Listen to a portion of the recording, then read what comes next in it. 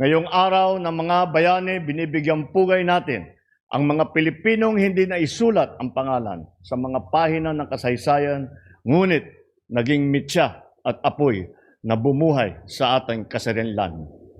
Kinikilala rin natin ang mga Pilipinong tapat na naglilingkod, nagmamalasakit at nagmamahal sa ating bansa.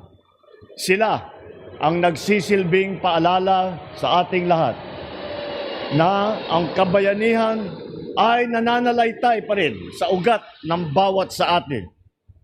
Likas na sa Pilipino ang pagiging tapat, ang paglilingkod at pakikipagkapwa.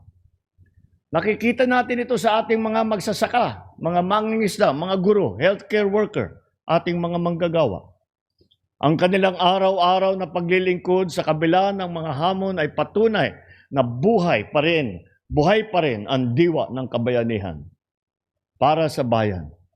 Sa tuwing may ginagawa tayong hindi para sa atin sarili, kundi para sa ikabubuti ng ating kapwa Pilipino, ito ay sinasambit natin. Kahit minsan, ginagawa nating biro, ngunit masarap sambitin para sa bayan. Ganun pa naman, may iilan pa rin sa atin ay mas pinipili ang sarili na interes at kapakanan kaysa sa bayan at sa kapwa Pilipino.